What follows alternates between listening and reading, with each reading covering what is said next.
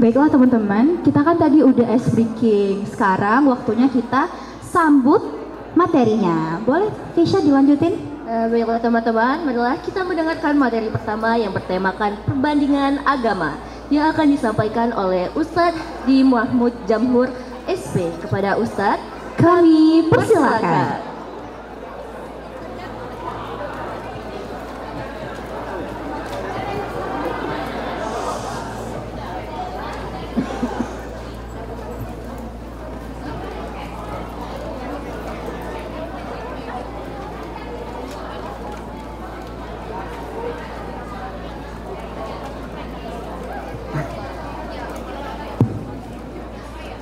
Bismillahirrahmanirrahim. Assalamualaikum warahmatullahi wabarakatuh.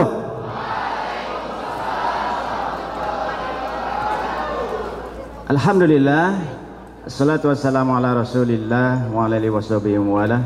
Allahumma salli wa sallim ala habil Mustafa Muhammadin sallallahu alaihi wa ala alihi ajma'in wa sallama tasliman katsira.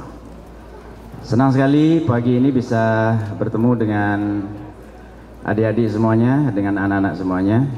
Dan tema kita pagi ini adalah sejarah Islam bikin bangga. Nah, semuanya Muslim? Bangga dengan Islam? Alhamdulillah, ya. Islam dimulai sejak tahun berapa? Tahun berapa? Siapa namanya, Mas? Ya, ente. Tahun berapa Islam dimulai? Ya, sejak tahun. Ya, tahun berapa, Mbak? Tahun berapa?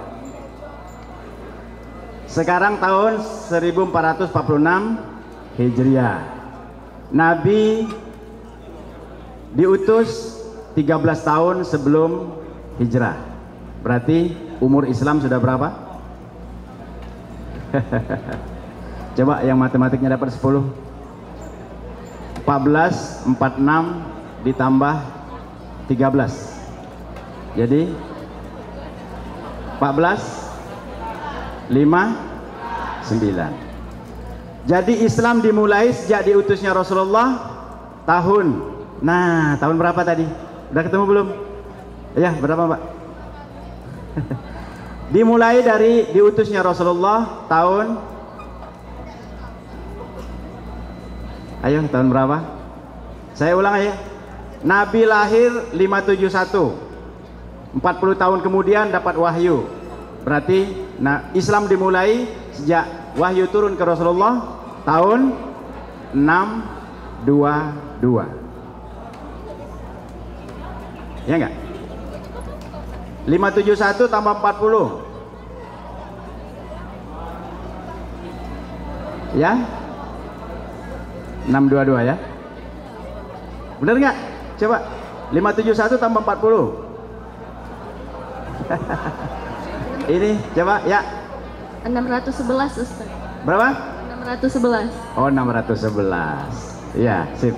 622 adalah tahun apa? Tahun gajah. Baik, jadi Islam dimulai tahun 611. Hari ini sudah 1446. Teman-teman hafal ini, tempat ini di mana? Masjid apa? Hah? Masjid apa? Masjid mana? Nggak jelas ya, gaji. Baik, saya ingin cerita tentang sejarah Islam ya. Nah, cuma sebelum ke sana saya ingin tanya dulu. Ini yang cowok nih, ya. Teman-teman tahu nggak siapa yang kamu kenal? Mana yang Anda kenal? Ini kenal? Neymar kenal? Oke. Justin Bieber? Kenal. Agnes Monica? Mark Zuckerberg? Oke. Saya tanya yang sebelah sini, ya. Ini Ivan Dimas kenal? Nggak kenal? Ya, wajar. Ini Gen Alpha ya? Oh, belum. Gen Z ya. Kirain Gen Alpha. Lady Gaga kenal? Oke. Smash kenal? Apa nih? Boyband ya? Ya, oke. JKT48? Wih, banyak penggemarnya di sini kayaknya ya. Baik. Nah, sekarang yang cowok saya mau tanya. Ini kenal nggak nih? Kenal ini? Siapa? Tolha bin Ubaidillah? Nggak kenal. Zubair bin Awam? Kenal? Tidak. Sa'id bin Zaid? Kenal nggak? Siapa yang kenal? Siapa? Di sini ada yang kenal? Sa'id bin Zaid. Satu aja. Yang di belakang? Kelihatan hurufnya? Oke. Apakah Anda kenal ini? Sa'id bin Zaid? Tidak. Baik. Ini Abu Ubaidah Al-Jarrah? Tidak. Hafsah binti Umar? Nah, tahu. Masa nggak kenal? Dari namanya tahu nih kayaknya nih. Siapa ini? Siapa Mbak? Ini Hafsah binti Umar. Siapa? Baik. Yang cowok ini kenal ya siapa? Zainab binti Huzaimah? Tidak kenal. Juwairah binti Haris? Tidak kenal. Abdullah bin Mas'ud? Tidak kenal. Baik, saya ingin memperkenalkan. Ini adalah sahabat-sahabat yang bersama Rasulullah dan dijamin masuk surga. Kalau yang sebelah sini dijamin masuk surga nggak? Tidak ya? Ada yang Islam nggak nih di sini? Mungkin ada. Ya mungkin ada. Tapi ini adalah sahabat.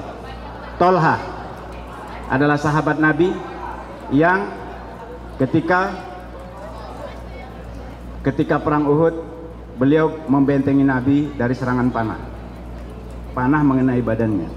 Tapi alhamdulillah masih Allah kasih umur panjang. Zubair bin Awam juga adalah sahabat Rasul.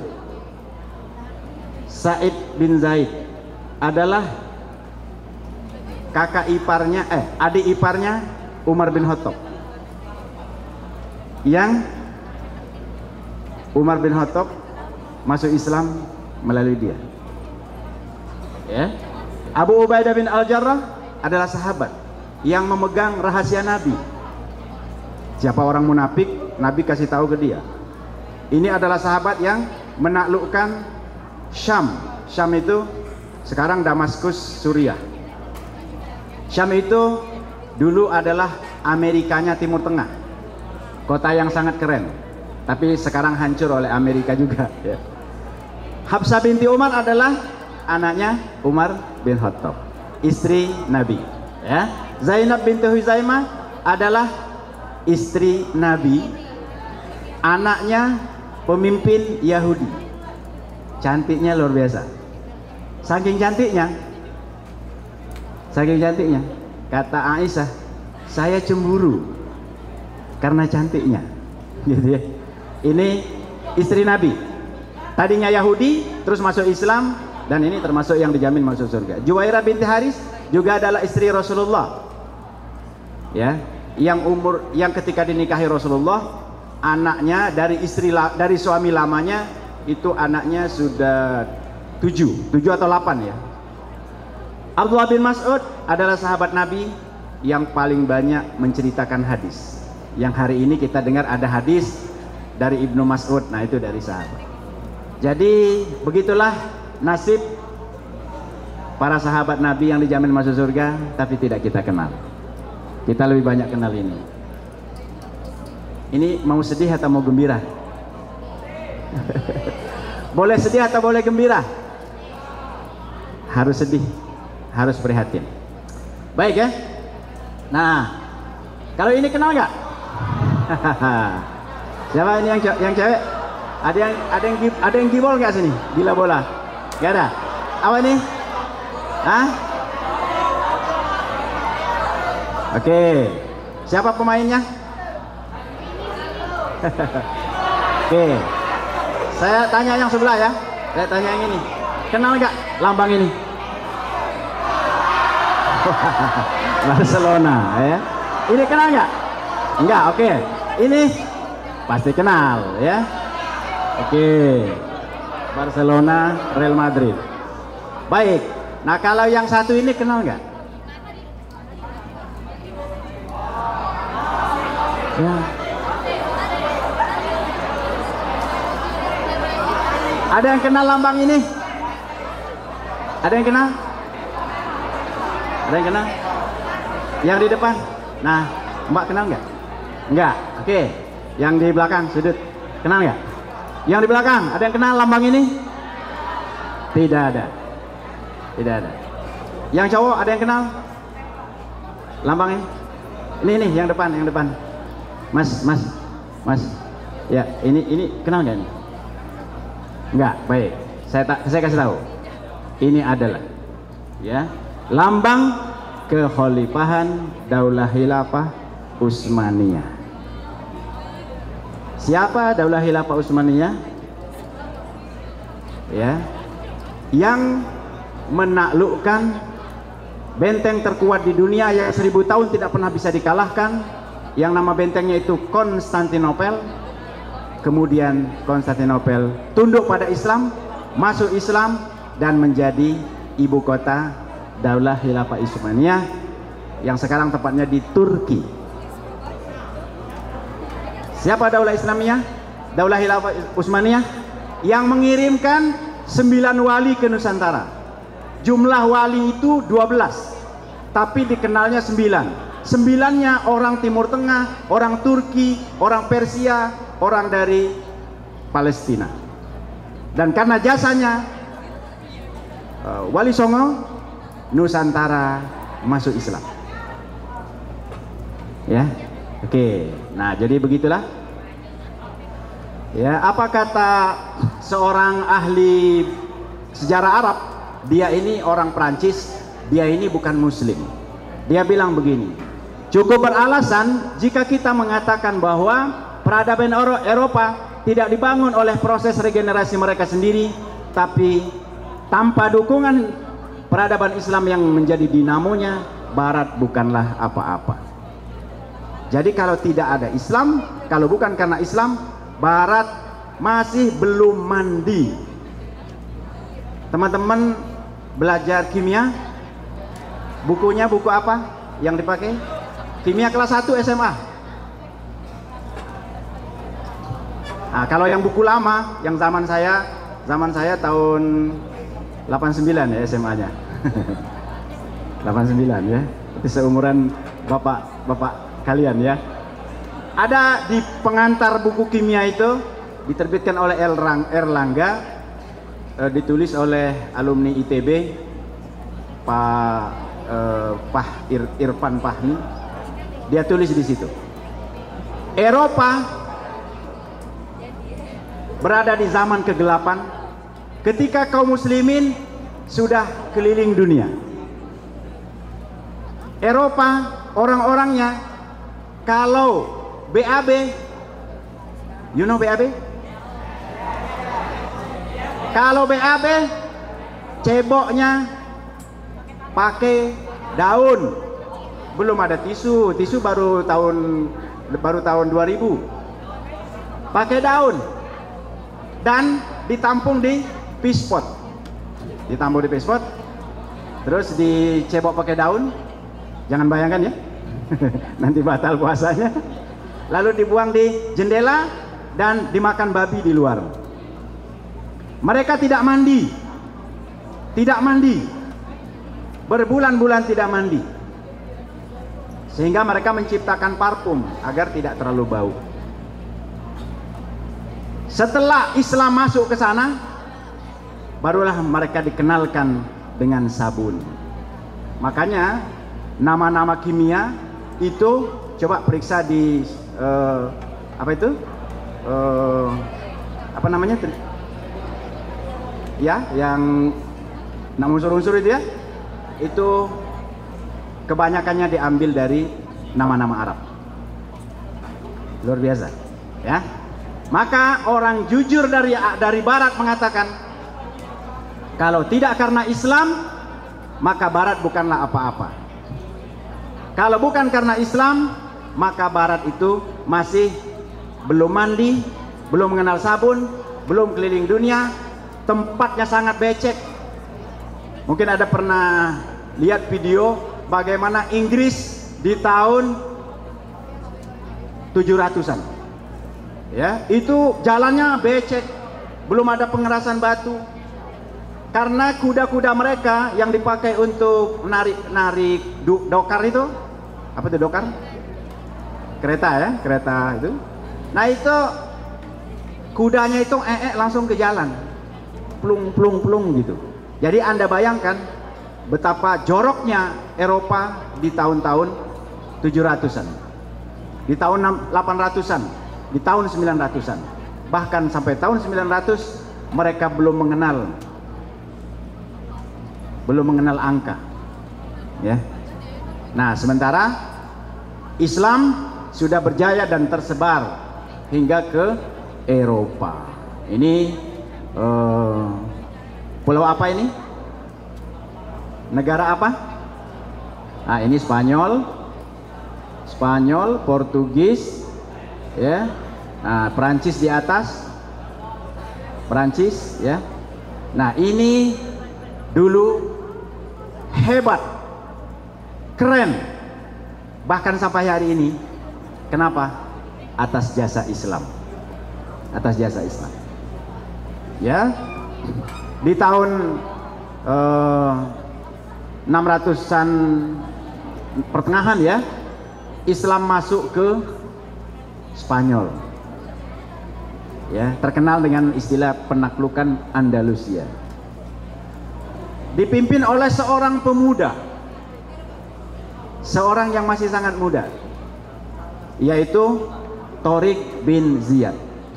Nah, jadi kan itu dari Maroko ya, dari apa? Dari sebelah bawah ya. Ini kalau kita lihat ini peta ini ya. Nah, di bawahnya ini kan laut Mediteran, laut tengah ya, laut Mediteran. Di bawahnya ini kan ada di sini Afrika Utara, di sini Mesir ya. Nah, di sini Saudi. Nah, kaum muslimin berangkat dari sini ya, dari Maroko ini, nyebrang ke selat ini. Nah, ya. Nyerang ke selat ini dan tiba di sana, lalu seluruh pasukan itu setelah sampai di darat, Tariq bin Ziyad memerintahkan bakar semua kapal. Jadi sudah turun, pasukan sudah turun semua, barang-barang sudah diturunkan, kuda-kuda sudah diturunkan, logistik sudah diturunkan semua. Dia bilang kepada panglimanya, bakar semua kapal. Prajuritnya bingung, pasukannya bingung. Wahai Amir, wahai Panglima, kenapa kapal kita dibakar? Kata beliau begini, lautan di belakang kalian sudah tidak ada lagi kapal, sudah hancur semua, dan musuh di depan kalian, dan tidak ada yang tertinggal pada diri kalian kecuali kebenaran dan kesabaran. Kita datang ke sini bukan untuk pulang lagi ke Arab, tapi kita datang ke sini untuk menyampaikan Islam, menang atau kita mati di sini. Kira-kira kalau teman-teman dibegitukan, kira-kira gimana? Nangis kayaknya. Waduh ya Allah, nangis gitu. Mak, nggak baca balik mak gitu.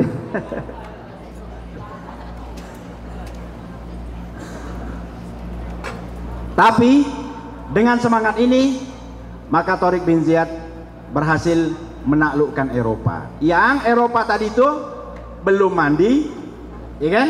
Belum pernah mandi, tidak mengenal astronomi, tidak mengenal angka, mereka masih sangat terbelakang. Ya, Islam masuk, kemudian Islam berkembang di sana. Itu kisah yang pertama, yaitu kisah masuk Islamnya Eropa di sebelum tahun 700-an. Ya. Jadi Islam itu sudah duluan masuk ke Eropa daripada ke Indonesia, daripada ke Nusantara.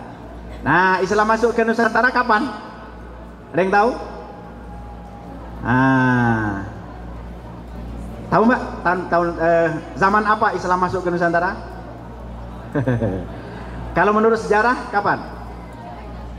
Belajar sejarah kan? Ada yang ingat kapan Islam masuk ke Nusantara? Ingat Mas? Lupa dan sebelumnya belum tahu. Zaman Majapahit. Oke, tahun berapa? Lupa wis. Pokoknya zaman Majapahit ya. Ya, nah sekarang saya kasih tahu. Islam masuk ke sini di zaman Sriwijaya. Yes, zaman Sriwijaya tahun 700-an. Masuk Islam Raja Sriwijaya itu, kemudian dia ngirim surat ke Khalifah di Damaskus di Suriah. Sayangnya surat itu 2 tahun kemudian baru nyampe. Jadi 2 kapal yang membawa surat itu penuh dengan hadiah untuk Khalifah. Nah cuma nyampainya terlambat. Ya kan jauh dari Nusantara, kan dulu belum ada terusan Suez, ya kan? Sehingga tidak bisa masuk langsung dari perairan dari Samudra Hindia. Harus mutar dulu ke Afrika Selatan ya. Dan tentunya singgah-singgah dulu kan, ngisi logistik, ngisi segala macam. Nah sampainya 2 tahun kemudian, permintaannya adalah, wahai Khalifah, kirimi kami guru ngaji. Diminta kirim guru ngaji. Dikirim guru ngaji.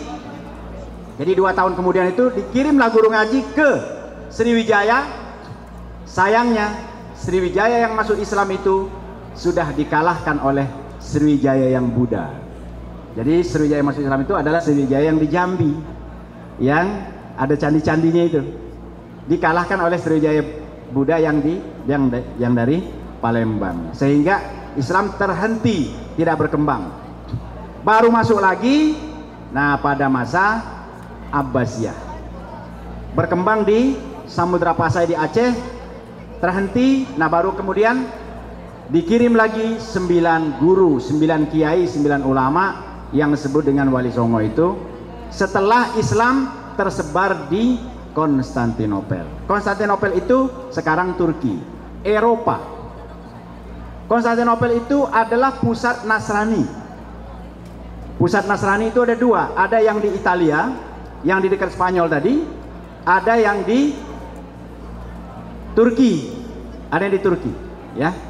Nah, Konstantinopel ini punya benteng yang sangat kokoh kuat, 1000 tahun tidak bisa dikalahkan. Berapa tebal bentengnya? Benteng itu tebalnya 8 meter, betonnya 8 meter. Jadi masjid ini berapa ukurannya? Ya kira-kira dari ujung situ ke sini. Nah ke tiang ini, ya, beton tebalnya segini, makanya tidak pernah bisa dijebol. Tingginya 21 meter. Maka benteng ini kokoh selama 1000 tahun. Nabi mengabarkan, jadi Nabi sebelum wafat dalam peristiwa perang Khandaq itu, Nabi mengabarkan, nanti kata Nabi, kalian akan bisa menaklukkan Konstantinopel. La tabtahannal Konstantiniyah. Sungguh kalian akan menaklukkan Konstantinopel. Falanimal amiru amiruha, falanimal jaisu zalikal jais. Pemimpin terbaik, panglima terbaik adalah yang memimpin penaklukan Konstantinopel, dan pasukan yang terbaik adalah pasukan yang ikut menaklukkan Konstantinopel. Nah, itu Nabi ngabarkan di tahun ke-4. Ya, jadi tahun 4 Hijriah. Tahun 4 Hijriah. Nah, singkat cerita, banyak pasukan dikirim ke Konstantinopel, gagal. Nah, barulah bisa terwujud kabar dari Nabi itu tahun 1453 Masehi atau 825 Hijriah. 800 selawe tahun setelah Rasulullah wafat. You know selawe? Selawe itu 25, ya. Terbukti. Nah, siapa pemimpinnya? Nah, ini ada di filmnya, ini ada filmnya. Siapa namanya? Muhammad Al-Fatih. Siapa namanya? Muhammad Al-Fatih. Teman-teman bisa tonton filmnya. Cuma karena film itu dibuat oleh orang Nasrani, jadi penggambaran perempuannya itu menyalahi fakta. Faktanya istri sultan, istri beliau ini orang yang soleh, menutup aurat, rajin puasa, rajin baca Quran, ya, bahasa Arabnya pinter.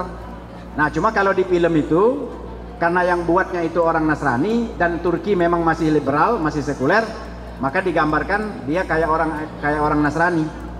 Pakaiannya terbuka, tidak tutup aurat, ya. Jadi kalau nanti yang cowok nonton, abaikan saja, ya.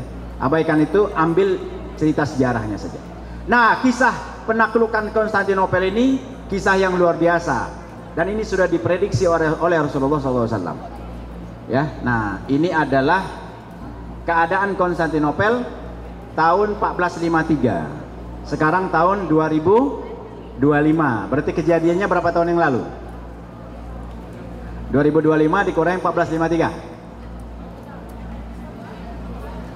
Ya? Berapa tahun, Mas? Kejadiannya kapan ini?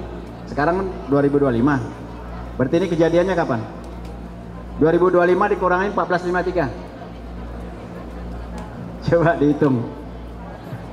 Ya, 2025 dikurangi 1453.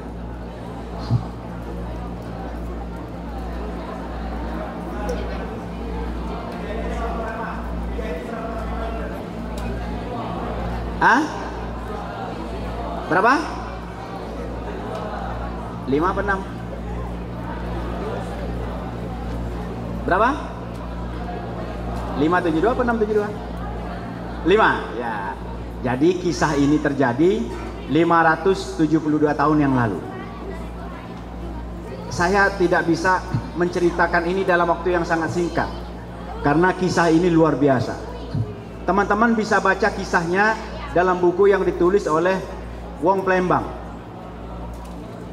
Siapa?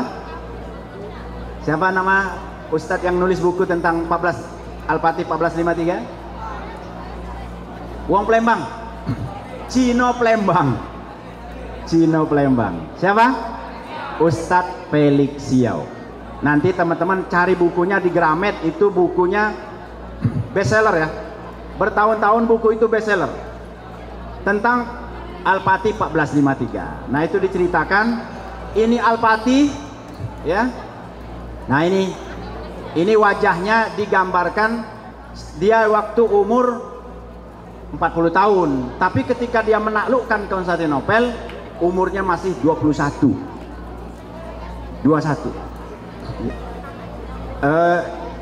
Ini umur berapa, Mas? Ya. Hah? Ya, umur berapa sekarang? Ya. 19. 16. Ke 19 ya. Baik. Berarti Anda bayangkan ini kan kelas 11 ya. 17, kelas 12, 18 semester 1, 19 semester 2, 20 tahun ketiga. Jadi sarjana baru lulus.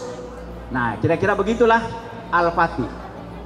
Seorang sarjana baru lulus tapi memimpin pasukan. Berapa banyak pasukannya?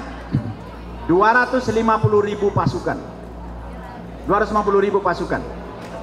Dan pasukan ini rata-rata umurnya adalah 16 tahun sampai 21 tahun. 16 sampai 12. Jadi rata-rata kayak kalian lah. Tapi hebat-hebat. Ya, wong Turki kan besar tinggi, putih, hidung mancung, mata bulat, ya. Banyak duitnya. Pinter bahasa Turki, ya. Tapi mereka nggak bisa bahasa Palembang. Nah, kalau wong Palembang masih kecil-kecil lah pinter bahasa Palembang. Ya. Beliau memimpin 250.000 pasukan. Dan setengah pasukan itu tidak pernah lalai sholat tahajud. Puasa Senin Kemis rutin. Jadi hanya setengah saja yang dalam satu bulan itu ada yang lupa sholat tahajudnya. Tapi kebanyakan adalah mereka yang tidak lupa sholat tahajud. Al-Fatihnya sendiri tidak pernah lupa sholat tahajud. Istrinya juga sangat solehah. Nah, makanya nanti kalau nonton film itu abaikan penggambaran wanitanya, karena yang membuat itu orang Nasrani. Beliau menguasai 12 bahasa. Bahasa Arab, bahasa Turki, bahasa Ibrani, bahasa Suryani, bahasa Spanyol, bahasa Itali, bahasa Inggris, bahasa Portugis, bahasa Jerman, bahasa Perancis. Beliau menguasai semua bahasa Eropa, bahasa Arab, bahasa Timur Tengah. 12 bahasa. Umur 21. Teman-teman, berapa bahasa nih? Hafal? Bisa? Bahasa Palembang, bahasa Indonesia, bahasa Komering, bahasa Jawa, banyak juga ya. Berapa bahasa, Mas? Berapa bahasa? Bahasa Indonesia, bahasa Palembang, terus bahasa mana lagi? Ah? Bahasa Inggris, bahasa Arab, enggak, bahasa Belanda, oh enggak. Wah, ini lumayan, 3 bahasa. Bahasa Indonesia, bahasa Palembang, bahasa Inggris ya. Ada yang hafal 5 bahasa? Enggak ada. Ada yang hafal 6 bahasa? Oh, 5 aja enggak. Baik. Itulah Al-Fatih. Ya. Beliau mencita-citakan sejak masih kecil. Dia dibacakan hadis Nabi yang tadi saya bacakan, akan ditaklukkan Konstantinopel. Dan pasukan terbaik yang ikut di sana, pemimpin terbaik yang memimpin pasukan itu. Dan berhasil ditaklukkan. Setelah pertempuran 54 hari. Pada hari menjelang hari pertempuran terakhir, beliau katakan begini: jika penaklukan Konstantinopel sukses, maka sabda Rasulullah telah menjadi kenyataan dan salah satu dari mukjizatnya telah terbukti. Maka kita akan mendapatkan bagian dari apa yang menjadi janji dari hadis ini, yaitu berupa kemuliaan dan penghargaan. Itu yang membakar semangat para pasukannya, ya, luar biasa. Dan beliau katakan begini, oleh karenanya sampaikan kepada seluruh pasukan, kepada pasukan satu persatu, bahwa kemenangan besar yang akan kita capai akan menambah ketinggian dan kemuliaan Islam. Untuk itu wajib bagi setiap pasukan menjadikan syariat selalu di depan matanya, selalu menjadi patokan dan selalu menjadi yang diikuti. Jangan sampai ada di antara mereka yang melanggar syariat yang mulia. Dan berhasillah Konstantinopel itu ditundukkan, ya, setelah 54 hari perang dan setelah 800 selawi tahun penantian. Jadi tahun 1453 Konstantinopel, benteng yang sangat kuat yang menjadi ibu kota dari sebuah peradaban yang sangat kuat, itu berhasil tunduk dan masuk pada Islam. Dan sampai hari ini Turki masih Islam. Hanya saja kalau hari ini Turkinya sekarang menjadi liberal kayak kita, kayak di Indonesia ini. Ya, bahkan kalau cari orang yang kerudungan kayaknya lebih banyak orang Indonesia.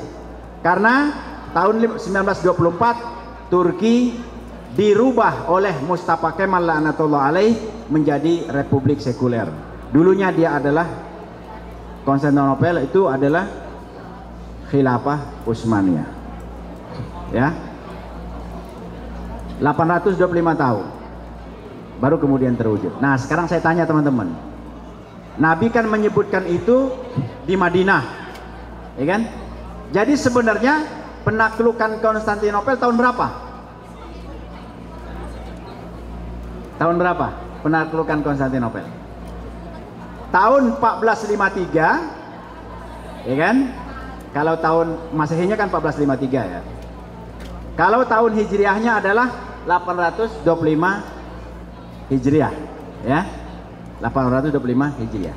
Nah, pertanyaan saya, ini saya tanya ke yang akhwat dulu. Jadi sebenarnya Konstantinopel itu ditaklukkan tahun berapa? Ya, silakan. Ya Mbak, ya silakan. Nah, tahun berapa ditaklukkannya? Ya, ya Anda. Ditaklukkannya tahun. Boleh kerjasama, boleh berdua. Ya. Musyawarah. Jadi tahun berapa? Tahun 1453 atau tahun berapa? Apa atau tahun atau tahun 4 Hijriah? Gini ya. Ini kan tahun Masehinya 1453. Kalau tahun Hijriahnya adalah 825. Pertanyaan saya, saya tanya ke juga yang cowok ya. Pertanyaan saya, yang di ujung nyimak kan? Yang di ujung nyimak pertanyaan saya kan? Ya, berdua yang di ujung nyimak ya. Baik, pertanyaan saya, Konstantinopel itu ditaklukkan kalau tahun Masehinya kan 1453. Tahun Hijriahnya adalah 1825 Hijriah. Ya, pertanyaan saya adalah Konstantinopel ditaklukkan tahun 825 Hijriah atau tahun berapa? Ya. Ya, boleh bekerja sama boleh. Call a friend boleh. Jadi tahun berapa ditaklukkannya? Jangan tahun Masehinya abaikan saja. Saya tanyanya tahun Hijriahnya. 1825 atau tahun berapa? Oke, nah yang Ahwat tadi udah dapat tahun berapa? Baik. Jadi cerita tentang Nabi mengatakan akan ditaklukkan Konstantinopel itu pada tahun ke-4 Hijriah, pada saat perang Khandaq. Jadi ceritanya begini. Nabi kan ada perjanjian dengan orang Yahudi di Madinah. Perjanjian kerjasama, tidak boleh saling mengganggu, dan kalau ada musuh ini harus saling membantu. Ternyata orang Yahudi berkhianat. Jadi pada saat itu Nabi diserang dari selatan, dari Mekah oleh orang Quraisy, diserang oleh sebelah barat oleh orang Yahudi. Nabi, kita bisa bayangkan bagaimana beratnya saat itu. Sementara logistik sedikit, musim kemarau, panen kurma gagal. Nah, lalu saran dari seorang sahabat orang Persia, ya Rasulullah, kalau kami menghadapi kayak gini, kalau tidak ada gunung tempat berlindung, kami gali parit. Nah, gitu ya. Kami gali parit. Nah, lalu digalilah parit. Panjang parit itu 4 kilo. Dari Masjid Agung ke Polda. Ya. Tidak ada dozer. Teman-teman yang cowok bisa ikuti saya? Boleh lempar-lemparannya lempar ke saya aja, jangan ke temannya, itu mengganggu. Siap? Semuanya ngadap ke sini. Ngadap ke sini, tidak boleh ngadap ke belakang, tidak boleh ngadap ke kiri kanan. Ngadap ke depan. Saya hitung 3. Semuanya ngadap ke depan. Yang ngantuk tolong dibangunkan. Kalau masih nggak mempan, silahkan wudhu. Ini kisah ini penting. Berkaitan dengan pertanyaan tadi itu. Siap semua? Yang siap, angkat tangannya dan katakan, saya siap. Siapa yang siap?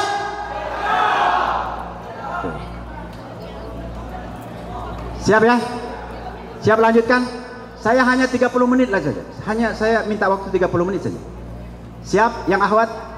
Yang siap katakan, siap, yang siap angkat tangannya dan katakan, saya. Siap? Saya. Ya nggak apa-apa, tadi sahurnya jam 3 kayaknya, jadi udah kehabisan energi. Nah, saya lanjutkan ya. Jadi menggali parit di musim kemarau, logistik tidak ada, panen kurma gagal, panen gandum gagal.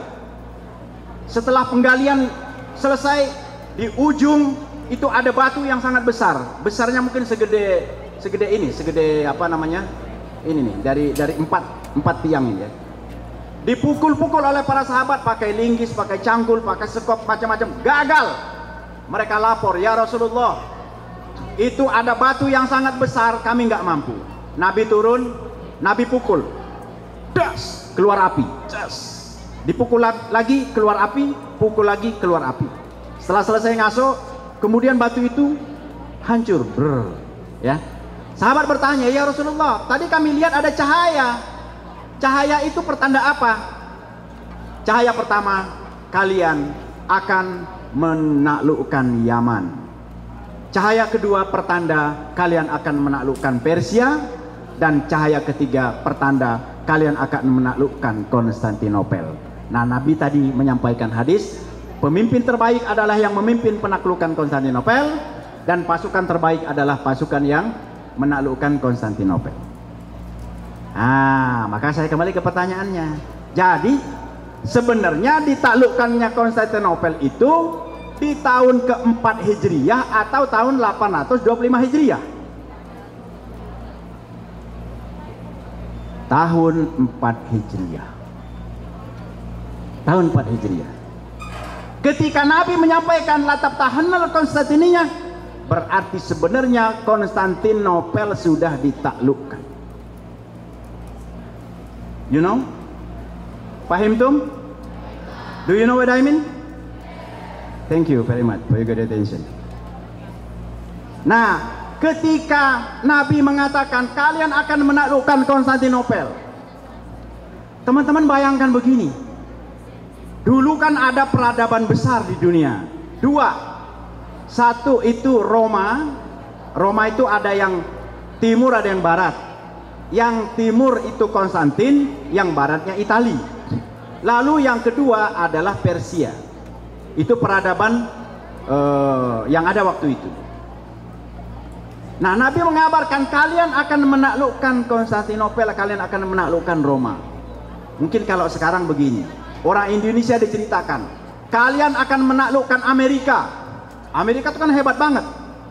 Kapal induknya itu 300 meter, 3 kali lapangan bola.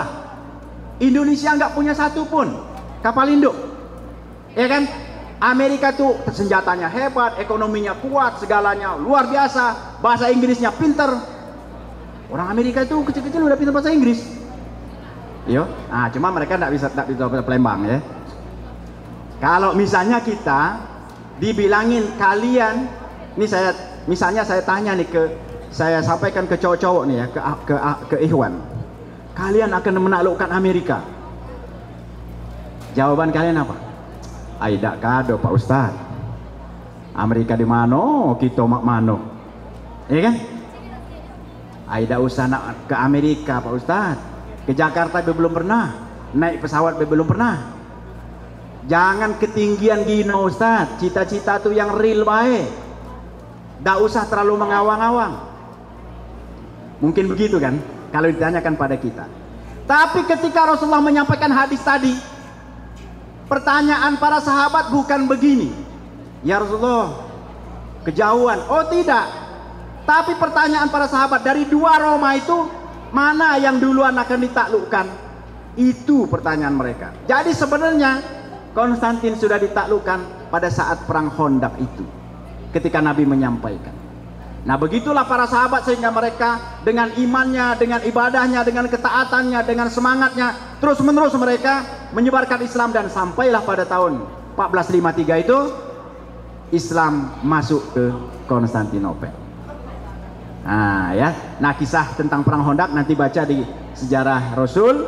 Kisah tentang ini bisa ditonton filmnya atau di buku yang judulnya Al-Fatih 1453. Ya, sejak buku itu ditulis, maka banyak orang Indonesia yang menamakan anaknya Al-Fatih. Karena memang itu adalah pemimpin terbaik. Jenderal umur 21 tahun. Di Indonesia baru bisa jadi jenderal kalau umur 40. Dan itu harus lulusan Akmil. Nggak lulusan Akmil nggak bisa jadi jenderal. Tapi sejarah Islam mencatat umurnya masih 21. Menguasai 12 bahasa.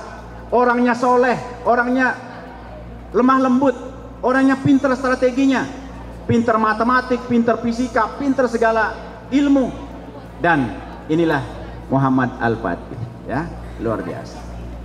Nah, alat yang dipakai mungkin nanti teman-teman bisa tonton, bisa lihat di filmnya. Ini ya, meriam, namanya meriam Mehmet, beratnya 18 ton.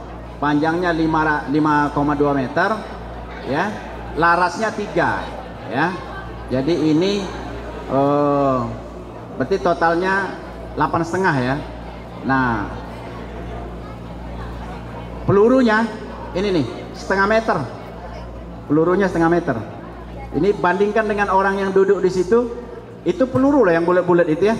Dan itu adalah besi peluru itu ya. Cuma masalahnya ya sekali nembak meriam ini dia harus didinginkan dulu selama 7 jam.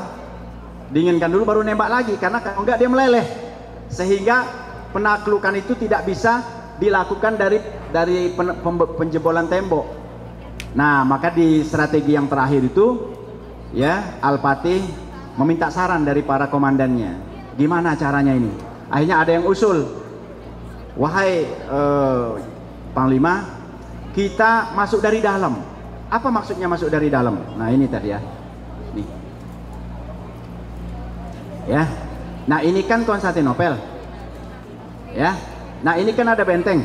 Ini benteng nih. Ini benteng yang tadi yang tingginya itu 21 meter, tebalnya 8 meter ya. Di sini ada rantai, di laut ini ada rantai. Jadi kalau kapal masuk ke sana itu nggak bisa, karena baling-baling kapal pasti akan nyangkut di rantai besar. Nah, sehingga Al-Fatih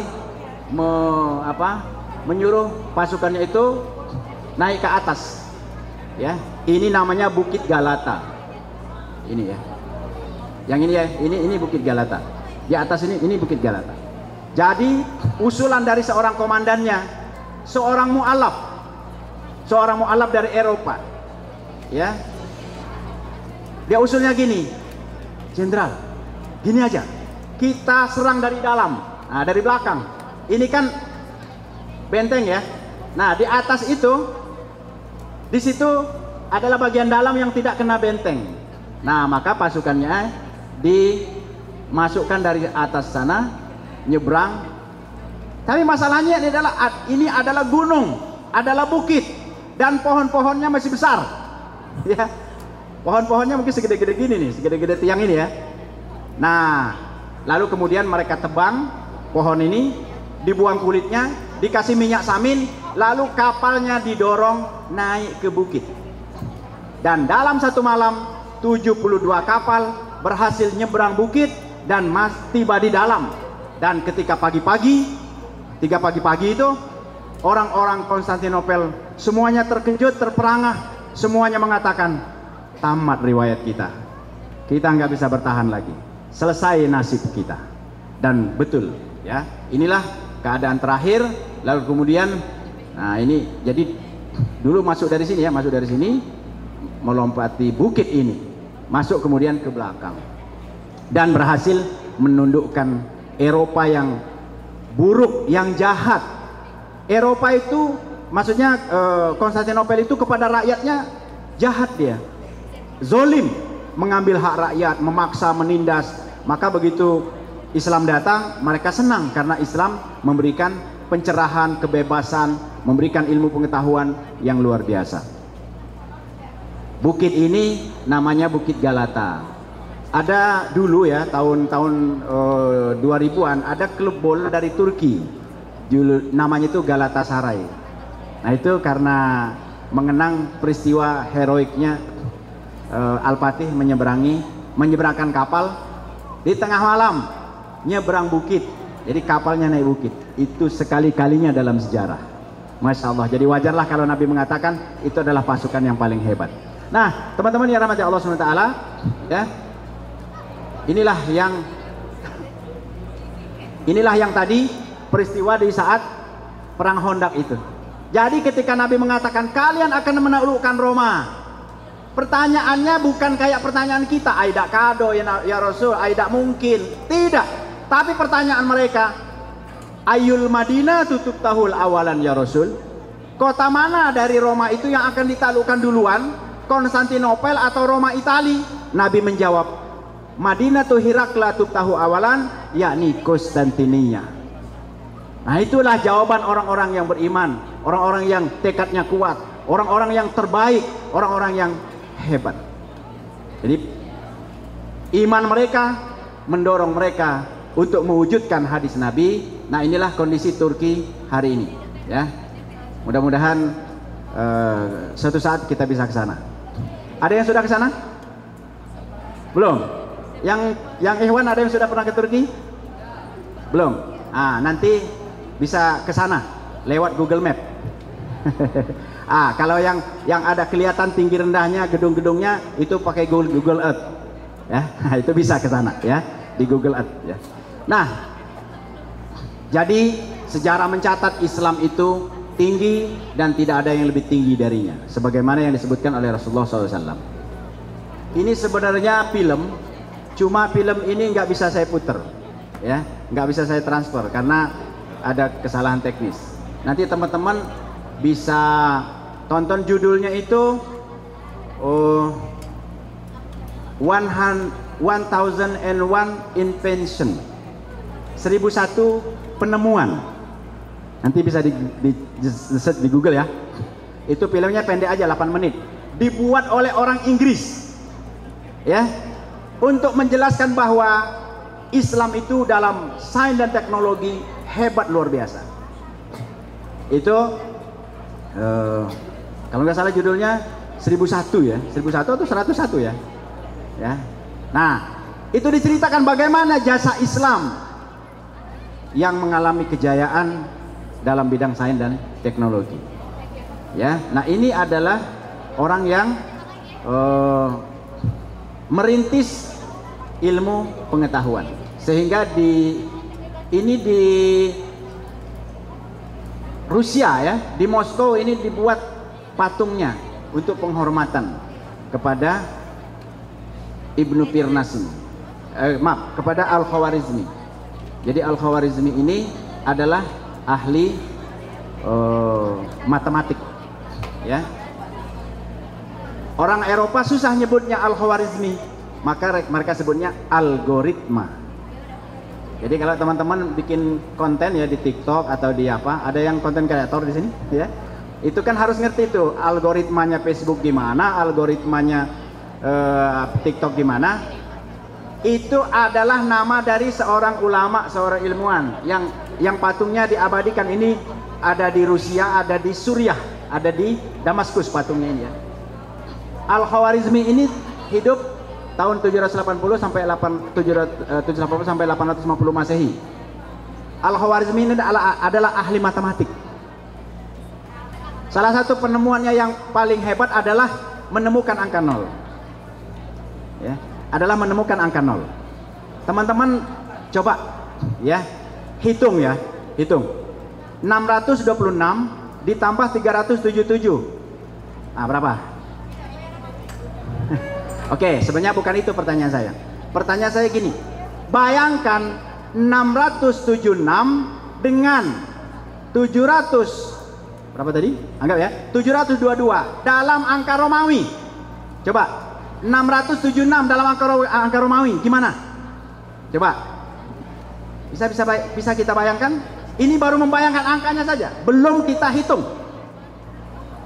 Coba, 676 dalam Romawi. Coba Mbak, ya Anda, ya yang kerudung marun. Coba bayangkan dan sebutkan angka Romawinya 676. Kalau 1 angka Romawi berapa? I.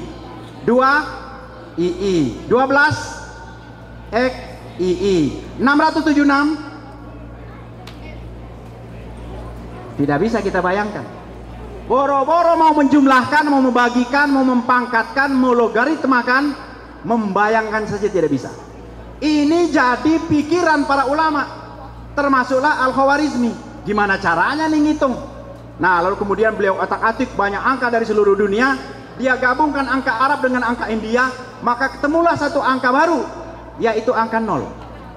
Angka 0 ini melambangkan satuan kalau 1, puluhan kalau 2, ratusan 0 ya. 1 berarti puluhan, 2 berarti ratusan, dan seterusnya. Yang dengan itu, maka itu menjadi mudah.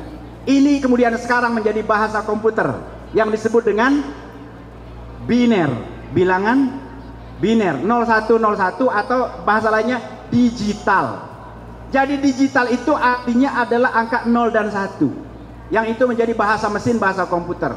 Yang dengan itu maka penghitungan mau 10 miliar, 10 triliun, serumit-rumit apapun menjadi mudah. Siapa pelopornya? Ini dia nih, Al-Khawarizmi. Ini tadi anunya ya, sorry. Nah ini orangnya ya, fotonya. Nah ini patungnya Al-Khawarizmi. Atas penghormatan orang Eropa kepada beliau yang muslim, yang syekh, yang hafal Quran, yang fasih bahasa Arab, yang pintar matematik, maka ilmu itu diambil dari namanya algoritma. Yang hari ini dengan algoritma itu semuanya jadi mudah. Kita mau apa saja sekarang bahkan dikumpulkan ke dalam satu gadget ini, ya kan? Bank ada di sini, ATM ada di sini, peta ada di sini, perpustakaan ada di sini, ya kan? Apa yang nggak ada di sini? Kebun pisang ada di sini, mau menanam durian ada di sini, ya kan? Mau bikin rumah ada di sini, semuanya terkumpul di sini. Ini bergerak atas apa? Algoritma. Siapa yang merintisnya? Umat Islam. Kalau hari ini umat Islam menjadi konsumtif, nah ini kesalahan kita, karena kita tidak meniru para pendahulu kita. Ya. Ini Ibnu Firnas yang mengawali membuat pesawat, prototipe pesawat di tahun 800-an. Ya. Tahun 800-an. Nah, ya, Abbas Qasim Ibnu Firnas. Beliau ini merancang pesawat. Jadi beliau menginginkan gimana agar orang bisa pindah tempat dalam waktu cepat. Beliau lihat burung. Nah, beliau buatlah kemudian prototipe pesawat dan beliau coba sendiri, dan pesawat ini terbang di Baghdad, di Irak sekarang ya, 10 menit.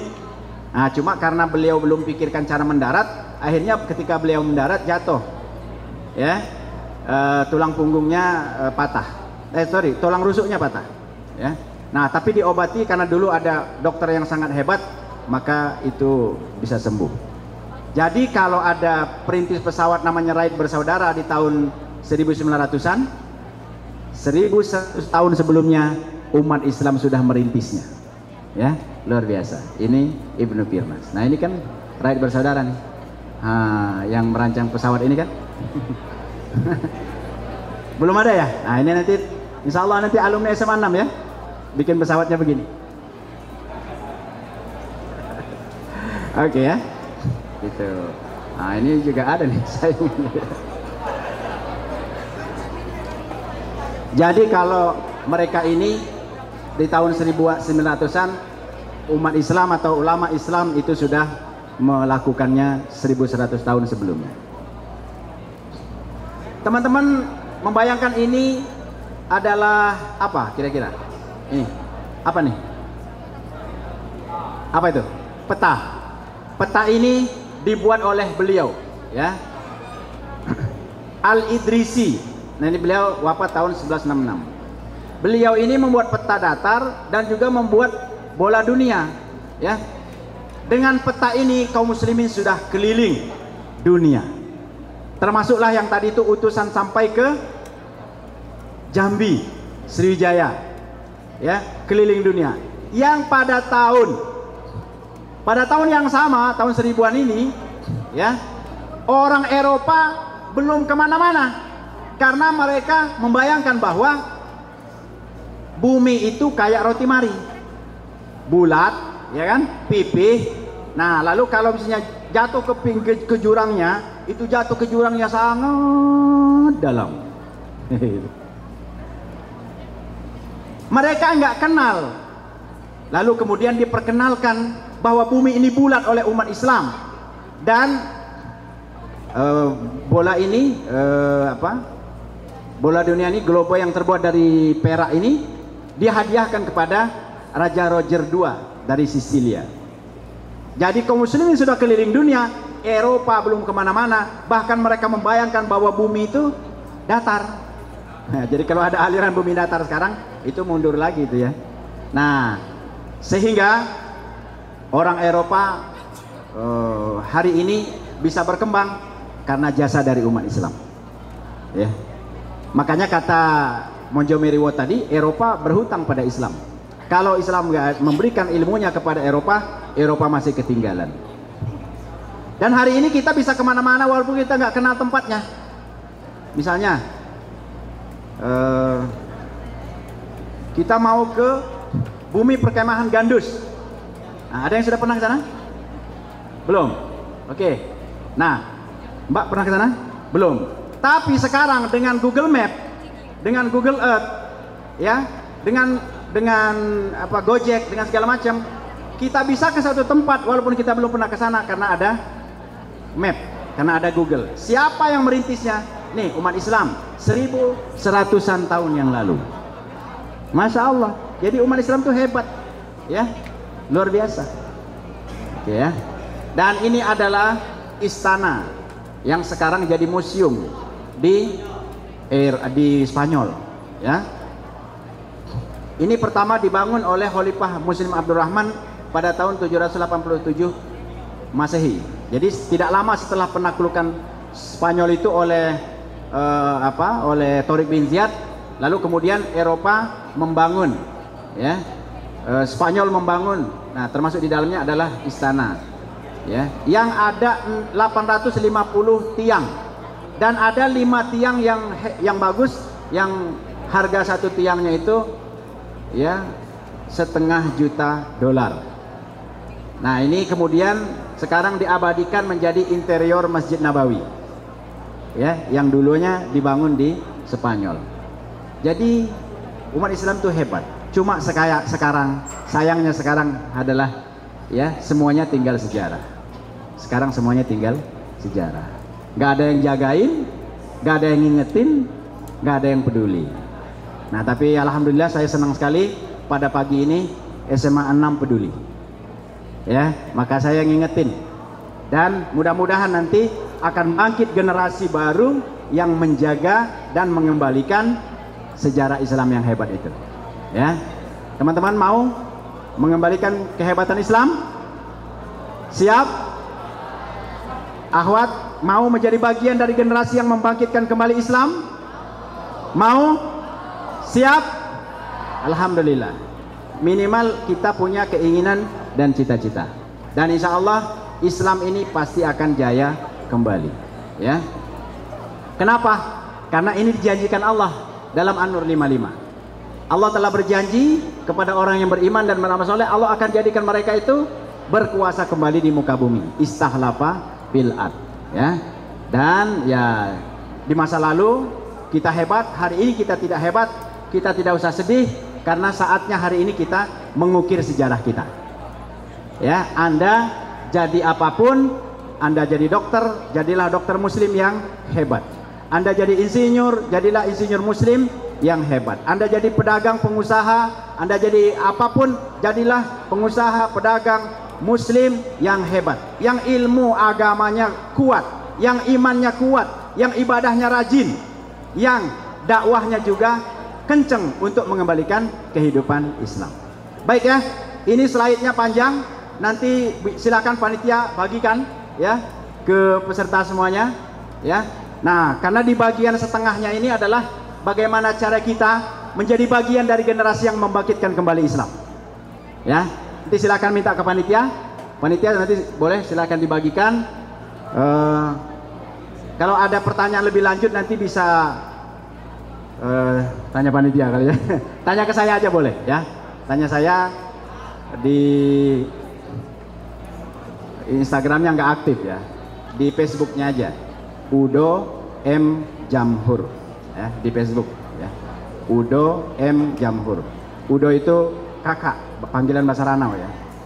M Mahmud Jamhur, nah itu di Facebook. Di yang lain saya nggak terlalu aktif ya. Kalau mau email boleh juga di masmahmud@yahoo.com. Saya kira ini yang bisa saya sampaikan. Kalau mungkin masih ada waktu untuk tanya jawab, saya kembalikan kepada moderator. Baik, terima kasih Pak Ustadz. Teman-teman, selanjutnya adalah sesi tanya jawab. Bagi teman-teman yang mau bertanya, 3 orang dipersilakan. Boleh? Mike. Oke, bentar ya. Cewek dulu.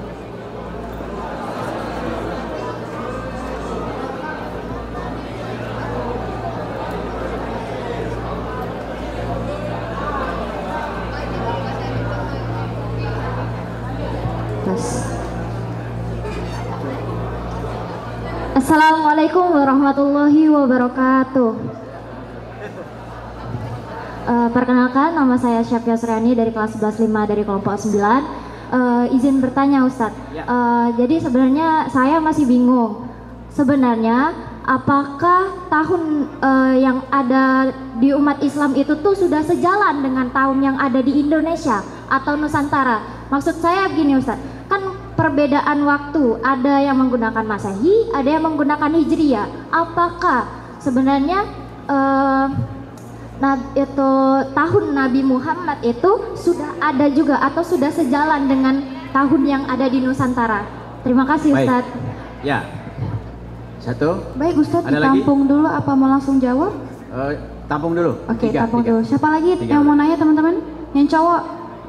Oke, boleh tolong panitia. Assalamualaikum warahmatullahi wabarakatuh. Kenalkan, nama saya Muhammad Faiz Farezi dari kelas 11-5. Izin bertanya Ustadz.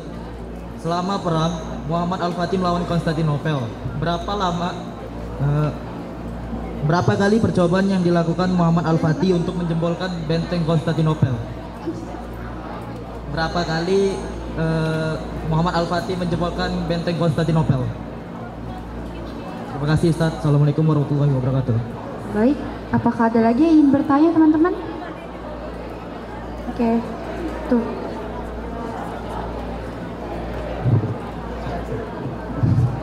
Tes. Assalamualaikum warahmatullahi wabarakatuh. Perkenalkan, nama saya Muhammad Pradipta Damara dari kelas 11-7. Izin Ustadz, saya ingin bertanya, pada zaman dahulu Islam itu bondong-bondong mencari ilmu pengetahuan, di mana tuh ada apa sih katanya tuh golden age-nya Islam lah. Di mana tuh semua Diulang. Oh ya. Ulang. Mic-nya agak deketin. Yes. Oke. Saya ingin bertanya Ustadz, pada zaman dahulu Islam kan mencari ilmu pengetahuan tuh banyak lah Ustadz, berbondong-bondong lah mereka mencari ilmu pengetahuan dari fisika, matematika dan lainnya kan. Nah, tapi kenapa zaman sekarang banyak orang menggunakan alasan agama untuk menutupi kemalasannya mereka Ustadz? Tes. Nah ini. Ya, pertanyaan saya adalah mengapa orang-orang zaman sekarang itu tuh menggunakan alasan agama untuk menutupi kemalasan mereka Ustadz. Contohnya tuh seperti, buat apa sih belajar matematika, fisika dan lain-lain untuk untuk lagian kan di akhirat itu nggak bakal ditanya. Terus juga buat apa sih kerja capek-capek nyari uang banyak-banyak, itu juga kan harta nggak dibawa mati juga Ustadz. Sekian, terima kasih. Baik Ustadz, cukup 3 pertanyaan? Baik, silakan Ustadz. Baik, yang pertama tentang tahun. Jadi Nabi lahir kalau tahun Masehinya 571. Tahun Hijriahnya belum ada. Tahun Hijriah belum ada. Tahun Hijriah itu adalah dimulai ketika Nabi hijrah. Namanya juga tahun hijrah. Hijriah itu artinya tahun Nabi hijrah. Ya. Kapan Nabi hijrah? Nabi lahir 571. 40 tahun dapat wahyu. Berarti tadi berapa? 611 dapat wahyu. 13 tahun kemudian pindah. Berarti ulang 571 tambah 40 berarti 611 ditambah 13 624 Ustadz. 624. Jadi tahun 1 Hijriah adalah tahun setara dengan tahun 624 Masehi. Gitu ya. Itu. Nah, di Nusantara apakah sudah ada tahun Hijriah? Saat itu belum ada. Tahun Hijriah itu dipakai di Nusantara, di Indonesia itu tahun 14 ketika Kesultanan pertama berdiri di Jawa Tengah, di Demak, Kesultanan Demak Bintoro tahun 1476. 1476. Jadi baru mulai dipakai tahun Hijriah. Jadi berarti selama itu dipakai apa di Nusantara? Namanya tahun Jawa. Kalender Saka. Kalender Saka itu kalender India. Bersamaan dengan itu, Cina sudah punya kalender. Namanya kalender Cina. Yang kalender Cina tahun ini Imlek tahun ini tahun berapa? 2000 berapa? Ya kan? Hampir 3000-an kan? Nah itu, jadi walaupun di berbagai tempat di dunia ini menggunakan tahun-tahun yang berbeda, tapi bisa disetarakan. Gitu ya. Oke, yang hari ini tahun Hijriahnya 1446, tahun Masehinya adalah 2025.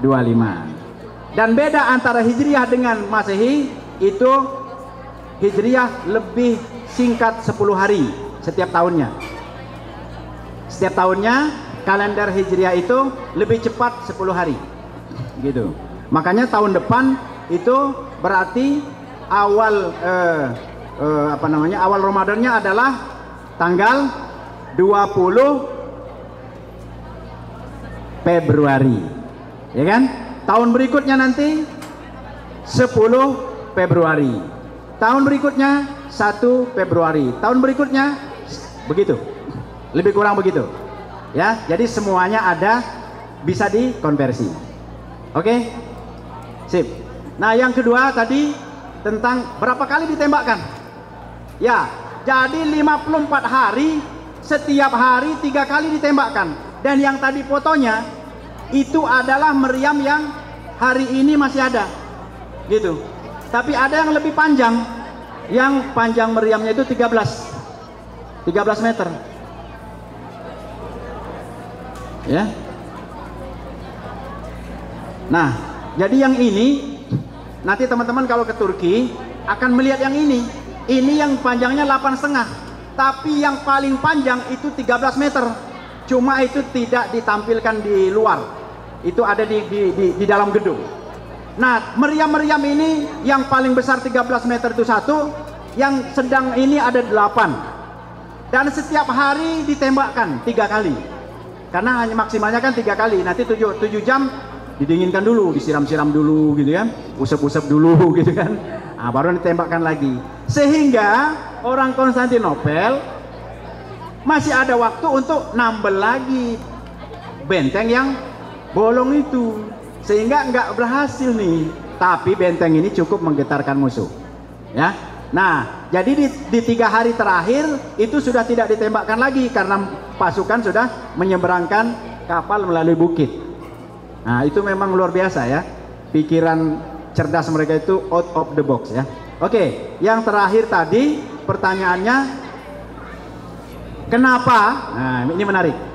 Kenapa hari ini umat Islam mengatasnamakan agama untuk menghindari belajar sains? Ya kan? Ya tadi betul itu. Allah, belajar matematik nggak ditanya di alam kubur, ya kan? Nggak ditanya oleh Allah nanti. Ya. Nah, kenapa ini? Karena hari ini kaum muslimin hidupnya sekuler. Sekuler itu memisahkan agama dari kehidupan. Memisahkan agama dari kehidupan. Dulu Rasulullah tidak mengajarkan memisahkan agama dari kehidupan. Soleh itu di masjid, soleh itu di pasar, soleh itu di pabrik, soleh itu di jalan, soleh itu di setiap tempat. Tapi hari ini kita solehnya di masjid saja, di Ramadan saja.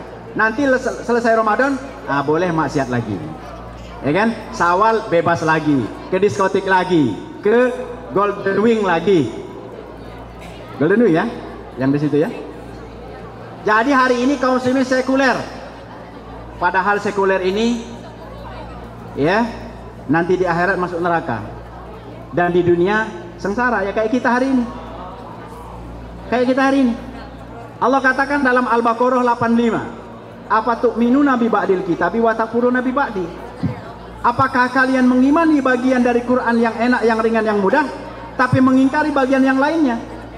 Fama jazaa'u may yaf'alu dzalika minkum illa khizyun fil hayatid dunya. Jika kamu memilah-milah, memilih-milih itu, maka hina di dunia, wa yaumal qiyamati yuradduna ila asadil azab. di akhirat nanti akan diazab dengan azab yang sangat pedih. Jadi itu satu, karena sekuler. Yang kedua, dampak dari sekuler itu Islam tidak mengatur kehidupan. Islam tidak dipakai. Karena Islam tidak dipakai, maka matematik diserahkan ke non-muslim, fisika diserahkan ke non-muslim, HP ini ya dibuat oleh orang non-muslim. Cuma satu yang muslim yang terkenal, yaitu yang membuat YouTube. Ada yang tahu namanya? Itu Muhammad, saya lupa ujungnya ya, Hasimi apa Arsi. Itu orang Amerika keturunan Pakistan. Itu yang bikin YouTube. Selebihnya itu ya non muslim. Dan yang bikin HP ini walaupun awal bapak ibunya muslim, tapi dianya non muslim. Si siapa yang udah meninggal tuh Steve Jobs. Jadi hari ini memang yang menguasai dunia, yang menguasai teknologi, menguasai segala macam itu non muslim. Kenapa? Muslimnya sekuler. Yang kedua, Islam tidak dipakai. Maka Islam itu tidak mendorong untuk mempraktekkan agama. Jadi cukuplah soleh sendirian. Nah itu nggak boleh. Jadi kita ini harus menjadi soleh dan sekaligus muslih. Soleh untuk diri kita, muslih itu artinya menyolehkan orang lain. Nah, oke, cukup? Ya, saya kembalikan ke moderator. Mana moderator? Oh ya, panitia. Silakan. Baik, terima kasih kami ucapkan kepada teman-teman yang telah antusias bertanya, dan kami ucapkan terima kasih kembali kepada Ustadz Haji Mahmud Jamhur SP yang telah menyampaikan materinya pada hari ini. Semoga materi tadi dapat menambah wawasan dan bermanfaat bagi kita semua. Amin, amin ya robbal alamin. Oke teman-teman, gimana tadi materinya? Seru gak? Seru lah ya. Aku lihat dari samping tadi teman-teman pada nyatet semua, pada excited Keisha. Oh my god. Oke, gimana kalau misalnya kita udah ice break